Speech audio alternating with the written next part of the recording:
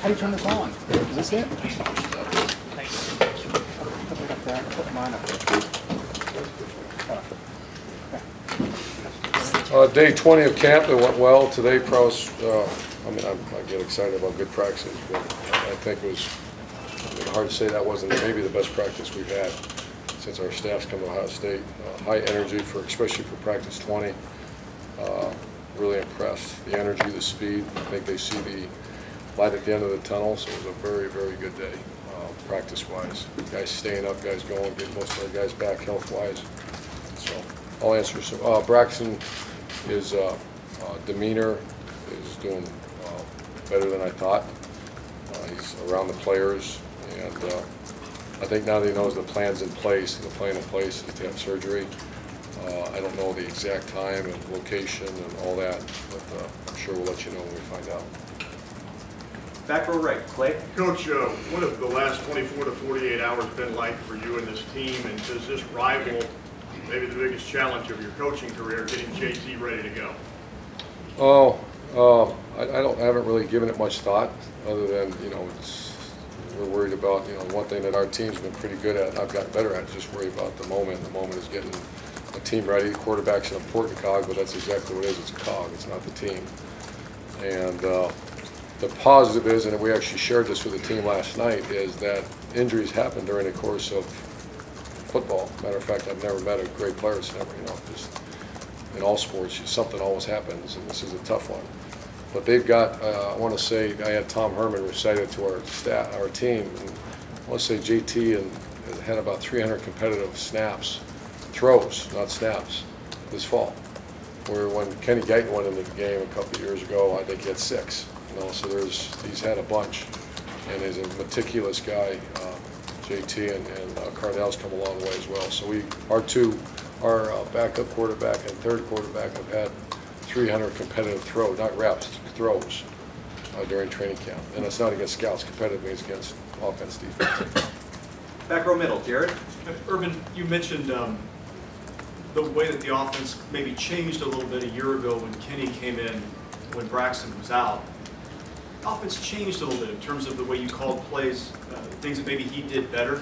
What are some of those things that maybe JT does a little bit better that may alter the way you would attack offensively? Well, that's still to be determined, and if I knew it, I probably wouldn't tell you anyways, because we're playing the season here pretty soon. But he is I was talking to, I forget who I was talking to earlier today, but some of the best quarterbacks are great distributors. I watched Peyton Manning play, and I'm in awe the way he distributes the ball around. And I thought Kenny Guyton was one of the best I've been around as far as getting the ball out rather quickly and distributing to playmakers, let them run with the ball, let them make plays. And that's what my initial evaluation of JT is very good at that. Front row, Bill. You've spent a lot of time developing a culture, making sure that culture is in place. How important is it now in light of the fact that you've lost your quarterback, and was that a concern of yours, and this is a big test for that? Huge test, and that's what you prepare for. And once it's all to be determined. However, if you had to start saying, do we need passing grades on day after a passing grade, on 2 days after a passing grade, tomorrow's going to be 3 days after, the mock scrimmage on Saturday, and obviously the real test is a week from Saturday against a very good team. So far they're passing the tests. And in the immediate aftermath, as soon as it happened, what was the mood like on that field? Oh, it was devastating. It was a bad deal. Because first of all, I didn't see exactly what happened, and I thought someone hit him. I was like, I went berserk, so what happened, And so they looked at me and I said, no one hit him. It was a 7-yard throw. Far right, Austin. Urban, it's been pretty common nationally for people to downgrade your team from a playoff contender to maybe not, the best in the Big Ten on the outside. Has anything changed inside the program in the last 48 hours? Did you know the answer to that? Practice 21 tomorrow, and I still like our team. I really like that. After today's practice, I really, really like our team. Would you consider playing both JT and Cardale, or? Sure. Yep. Tim. Urban, 2 quick things. Number one, have y'all in the last 48 hours, 24 hours, second-guessed the bringing Braxton along the way you did? Do you feel like, how do you feel like that all went? Do you feel like the first surgery was good? Oh, I second guess everything. Yeah. You know, it's 3rd down and 6, we don't get it, I second guess. You know, why did we run that 3rd down and 6? If they do get it and we're on defense, we second guess that. So when I say second guess, I just ask the question because I'm not a doctor and I don't know, but I do. I've been around long enough, things happen. And it's unfortunate Kyle Berger had an ACL injury and his ACL tore again, same one. You know, so I have great trust in our medical staff. But sure, absolutely, when you second guess, yeah. I wouldn't say second guess, just make sure evaluation that we're doing the best we can. But y'all felt like you were being pretty careful with him, correct? Am I correct? Very careful, Yeah. And the other thing, you talked about last year about the offense changing a little when Kenny went in. Just do packages change? I mean, what just sort of changes now with JT in there? I mean, well, anytime you just, what's his skill level? You know, Braxton's got a very unique skill set. He's got one of the quickest releases that you've ever, that I've ever seen. Kenny didn't have that quick release. But Kenny was could full field distribute, if that makes sense. Yeah. So we're still going through with JT. JT's got a pretty good release. He's got other good skill level. The other kid, Cardell's got just a cannon. So, and then you add the element of how do they elongate it or stretch a play. Yeah. When things aren't working, both of them have the ability to do that too. So that's all. That's why we go sit in that room and look at each other for 10 hours a day. Is figure out what pieces that you have. The good thing is the pieces around him are, I don't want to give him too much credit, but I'm hoping this is you throw some short balls and they turn into long games. We haven't had much of that around here. Front row left, Ari. Coach, in the statement last night, Braxton said that he anticipates coming back in 2015 to lead this team. A, how can somebody be so sure at this point, a year from now, that they could do that? And could you realistically see a future building around him again in 2015? I hope. Once again, I don't. How can someone? I mean, that's the normal progress. I guess Drew Brees and the great one from Oklahoma. Sam Bradford had a similar type. Like I heard Drew Brees was even worse. And I just sat in the meetings with other doctors, other quarterbacks have gone through it. And then Sam Bradford, I think once or twice had the issue. And they all came back and strong. And it took a full year to recover. So that's. I meant from the standpoint of potentially moving on, not necessarily being able to play. Moving on the NFL? Or doing, yeah. I don't know if you just have to get healthy and go. And I'm hearing it's a 9 to 12 month injury, so. Once again, we haven't had this discussion at all. I just read the same thing you said, or saw that, so I'm good and moved on. Doug. I'm not sure I'm answering your question. I'm not sure what the question was. It just seems like How he didn't have to say anything. Yeah. You're fine. Doug. Urban, just to cover a little ground again, when this happened in February, it was called a minor outpatient procedure on Braxton. Just that we're here now, that we're from minor outpatient to he can't play at all in 2014. Just what do you think of that? What do I think of that? I mean, did you have it in your head at all when this happened in February that it could be this I believe serious? that he'd be ready to go in the summer is what I was kind of in my heart believing that he'd be ready to go in summer, and everything seemed to be on course. We're not allowed to watch our kids throw, but my reports were, because every day I'd ask, how did he do today? How did he do today? And he was throwing the ball really well in July, and then in the summer. So. No, to answer your question, did I have any thought that this could happen? No. Was there any, even as you got into preseason and were easing him back, were there moments when you thought, man, no, maybe not this isn't that. going I thought right? that we might have to, be very careful as we start this season, and because the volume of throws. But no, of course, you never think something like that. Far left, Rusty.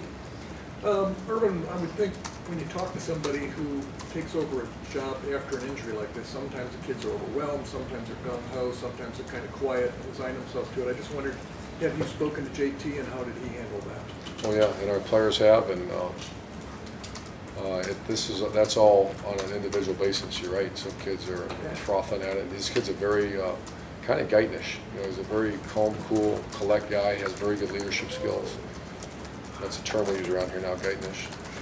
And have you discussed with Braxton what his role would be during this Not yet. period? Not yet. We did talk about, you know, because we're all, when injury happens, as I said this before, and this is our team, we've said it probably 12 times since it happened. What's our job? Everybody has jobs to do.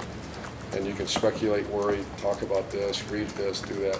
That's all very good. It's all, I mean, that's what people make a living doing. There's none of that here. We lift him up with prayer and with just lift him up as a friend and a teammate, and then you pick up the rifle and go as hard as you can possibly go. And that's the mentality here. And if there's anything other than that mentality, that's when you have problems. Back row right, Rob. Urban, maybe you just answered this, but you've had this happen, I assume, to varying degrees, other places you've been. Utah, we had our quarterback, Brett Elliott, broke his wrist on the first game, and then a skinny kid came jogging in. I can't remember his name, Alex Smith or something like that, a little skinny guy. He did pretty good. At Florida, we lost a really good player, Cornelius Ingram. And in 08, in preseason, in like practice 3, non-contact was running, and guys have stepped up. And a lot of times, if it's a special team, they actually get stronger. You get pretty close to these guys. How do you work that balance of being close to a kid, the emotional side as a coach, and then the cut and dry business side? You've got to move on. I mean, you've got to go with Barrett. I mean, is that a tough thing as a coach? No, it's not tough at all. And once again, it depends on who the individuals are. We're all, you know, there's certain guys that have invested an incredible amount in the program, like Braxton. There's nothing more that you look back and say, I wish he would have tried harder. I wish he would have played harder in this game. Like all of us, it wasn't always perfect, but the two-time Big Ten Player of the Year, you know, I mean, it's a difficult part of sport. It breaks your heart. I mean, like, shatters your heart. You got to move on. It's not hard to try to get the other guy ready, because that's what we have to do. Last two questions. Todd? Irvin, two questions. You go through August and the summer with a plan in mind, offensively, what you're going to do because you got Braxton back. How much does that change things now? It's a good question. It hasn't changed at all. We're only day 2 into it, and so we're going to practice. We have 2 days today, real light one this afternoon, and then tomorrow morning we're going to meet as a staff. I'm giving them off till after lunch, so we'll know more tomorrow. But we're going to game plan for Navy tomorrow morning. The other question I want to ask real quick, can you give us an update on some of the other position battles, offensive line, cornerback? I think this is the last 2-a-day today. Yep. Darryl Baldwin is starting right tackle, Pat Elfine right guard, center and left guard is still to be determined. However, it's a much better to be determined than it was in the spring, because we do have bodies. We have guys that are battling. Jacoby and Chad Lindsey battling for the center spot. You can also put Pat Elfine in center. We've done that quite a bit. And then left guard, you have Billy Price has done really good, and so has Joel Hale. Chase Ferris has had his best camp, so he's to me he's the benefit. I mean, we might throw him in there too. He's had a really good camp. So we do have some real bodies. Cornerback, running back. Cornerback, Duran Grant, and the other side still Eli. We haven't named the starter there. Eli and Gurion and Ronnie have had very good camps. And what's the other one? Running back is Zeke. Running back Zeke, broke his wrist, so he's back. He's full-time. He's full practice now. Just can't hit him. And so the other 2 kids have had a heck of a camp, and that's Rod and Briante and Curtis. We have 4 guys right now, so they've been healthy, but we still haven't named that starter. Last question, far left, Matt. You talked about the improvement in your depth of weapons. With Braxton, I mean, he did so much and can do so much individually. Are there, you talked about being a distributor. Are there more opportunities for those guys on the table to do something early in the season and become part of the offense? I talked to the offensive players about that too. There's 100 yards of offense has to be made up somewhere. That's why Braxton was probably more than that, but I mean, just strictly with his skill level, you had 100 yards of offense that we have to find, whether it be rushing, passing, extending plays, and yeah, I'd be fine. I mean, I think I see some excitement that there's 100 more yards out there for someone to have, and there's no. There was a time in 2 years ago where Braxton right, Braxton left was our best way of getting a first down. When Jordan Hall got hurt, Carlos was still 240-some pounds and not what we're looking for. And the offensive line was just maturing. Jeff Harmon hadn't become a target yet. Devin was inconsistent. Philly was Philly, and then Evan wasn't what he is now. So there's been some nice growth of the other positions. So I'm anticipating a much different offense. Certainly you saw 2 years ago, a little bit more evenly spaced out than it was last year. Coach, thank you very much. Thank you. Urban, can you confirm exactly what the injury is? Yes, no labor. It is 20. Okay, thank you. Thanks, Coach.